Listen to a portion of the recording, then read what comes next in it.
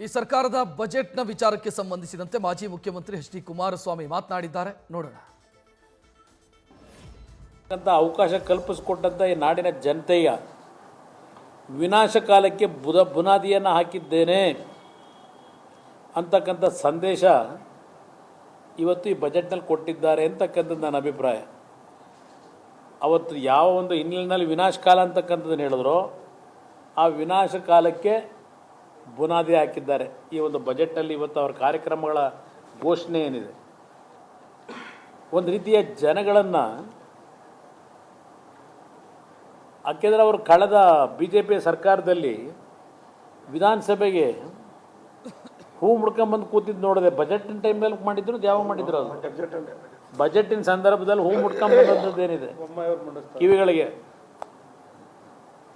ಆ ಹೂವನ್ನು ಮಡಿಸ್ಕೊಂಬಂದಂಥ ಗುಂಗಿದೆಯಲ್ಲ, ಅವತ್ತು ಇವರೇನು ಹೂ ಮುಡ್ಕೊಂಬಂದರು, ಆ ಹೂವನ್ನು ತೆಗೆದು ಅವ್ರ ಕಿವಿಯಿಂದ ನಾಡಿನ 7 ಕೋಟಿ ಜನತೆಗೆ ಹೂವನ್ನು ಮುಡಿಸ್ಲಿಕ್ಕೆ ಹೊರಟಿದ್ದಾರೆ ಇವತ್ತಿನ ಇವ್ರ ಬಜೆಟ್ನ ಮುಖಾಂತರ. ಇದು ಒಟ್ಟಾರೆ ಸಾರಾಂಶ. ಇದು ಒಂದು ರೀತಿ ನಾವು ಯಾವುದಾದ್ರೂ ಒಂದು ಯೋಜನೆಗಳನ್ನು ಅನುಷ್ಠಾನಕ್ಕೆ ಸರ್ಕಾರಗಳು ತೀರ್ಮಾನ, ಆ ರೀತಿ ಬಜೆಟ್ನಲ್ಲಿ ಮುಂದಿನ ವರ್ಷಗಳು ಹೇಳಿದ್ದಾರೆ ಹಲವಾರು. ಇದರಲ್ಲಿ ಮುಂದಿನ ವರ್ಷದ ದಿನಗಳಲ್ಲಿ ಅಂತಲೂ ಇದೆ. ಅಂದರೆ ಮುಂದಿನ ವರ್ಷಗಳು ಅಂದರೆ ಯಾವಾಗ ಬೇಕಾದರೂ ಆಗ್ಬೋದು ಆ ಕಾರ್ಯಕ್ರಮಗಳ ಅನುಷ್ಠಾನ. ಇಲ್ಲಿ ಹೋದ ನಾಳೆ ಬಾ ಸರ್ಕಾರ ಇದು ನೋಡ್ತಾ ಇದ್ದೇವೆ. ಇಲ್ಲಿ ಒಂದು ಕಡೆ ಕೇಂದ್ರ ಸರ್ಕಾರವನ್ನು ಪ್ರತಿದಿನ ನಿಂದನೆ ಮಾಡಿಕೊಂಡು, ಇನ್ನೊಂದು ಕಡೆ ಪ್ರತಿಯೊಂದು ಕಾರ್ಯಕ್ರಮಗಳಿಗೆ ಕೇಂದ್ರ ಸರ್ಕಾರಕ್ಕೆ ಮನವಿಯನ್ನು ಸಲ್ಲಿಸ್ತೀವಿ, ಕೇಂದ್ರ ಸರ್ಕಾರದ ಮುಂದೆ ಪ್ರಸ್ತಾವನೆಯನ್ನು ಇಡ್ತೇವೆ, ಕೇಂದ್ರ ಸರ್ಕಾರ ಜೊತೆ ಸಮಾಲೋಚನೆ ಮಾಡ್ತೇವೆ. ಇಲ್ಲಿ ಕೇಂದ್ರ ಸರ್ಕಾರವನ್ನು ಪ್ರತಿಯೊಂದು ಪುಟದಲ್ಲಿ ನಿಂದನೆ ಮಾಡಿ, ನೆನ್ನೆ ನೋಡಿದೆ ಅದಂತೂ ನಾನು ಹೇಳಿದ್ದೇ ಸತ್ಯ ಅಂದರು.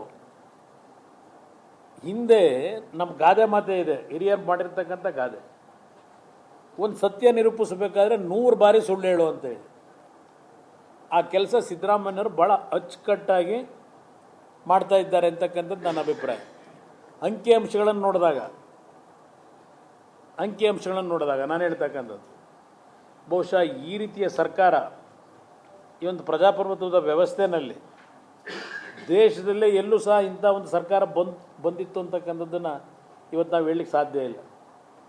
ಅಂಥ ಒಂದು ದಾರುಣ ಪರಿಸ್ಥಿತಿಗೆ ಈ ನಾಡಿನ ಜನತೆಯನ್ನು ತೆಗೆದುಕೊಂಡು ಹೋಗ್ತಕ್ಕಂಥದ್ರಲ್ಲಿ ಈ ಬಜೆಟ್ಟು ಇವತ್ತು ಸಿದ್ದರಾಮಯ್ಯನವರು ಬಹುಶಃ ನಾಡಿನ ಜನತೆಯ ಮೇಲೆ, ನಾನು ಇಲ್ಲಿವರೆಗೆ ತಿಳ್ಕೊಂಡಿದ್ದು ಕೇಂದ್ರ ಸರ್ಕಾರದ ಮೇಲೆ BJP ನಾಯಕರ ಮೇಲೆ ಮಾತ್ರ ಅವರಿಗೆ ಆಕ್ರೋಶ ಇದೆ ಅಂತ ಅಂದ್ಕೊಂಡಿದ್ದೆ. ಈ ನಾಡಿನ ಜನತೆಗೆ ಇವರು ಕಾರ್ಯಕ್ರಮ ಇವತ್ತೇನು ಘೋಷಣೆ ಮಾಡಿದ್ದಾರಲ್ಲ, ಇದು ನೋಡಿದಾಗ ಕೇಂದ್ರದ ಪ್ರಧಾನಮಂತ್ರಿಗಳಿರಲಿ, ಬೇರೆ ಬೇರೆ ಪಕ್ಷಗಳ ವಿರೋಧ ಪಕ್ಷಗಳ ನಮ್ಮಂಥವ್ರು ಇದ್ದೀವಲ್ಲ ಸಣ್ಣ ಪುಟ್ಟವರು, ನಮ್ಮಗಳ ಮೇಲೆ ಮಾತ್ರ ಆಕ್ರೋಶ ಇದೆ ಅಂದ್ಕೊಂಡಿದ್ದೆ. ಇದು ನೋಡಿದ್ರೆ ರಾಜ್ಯದ 7 ಕೋಟಿ ಜನತೆಯ ಮೇಲೂ ಇರ್ತಕ್ಕಂಥ ಅವರ ಆಕ್ರೋಶ ಏನಿದೆ ಅದನ್ನು ಇವತ್ತು ಈ ಬಜೆಟ್ನಲ್ಲಿ ಸಂಪೂರ್ಣವಾಗಿ ತಂದಿಟ್ಟಿದ್ದಾರೆ. ಇದು ನಾನು ಒಟ್ಟಾರೆ ಅಭಿಪ್ರಾಯ.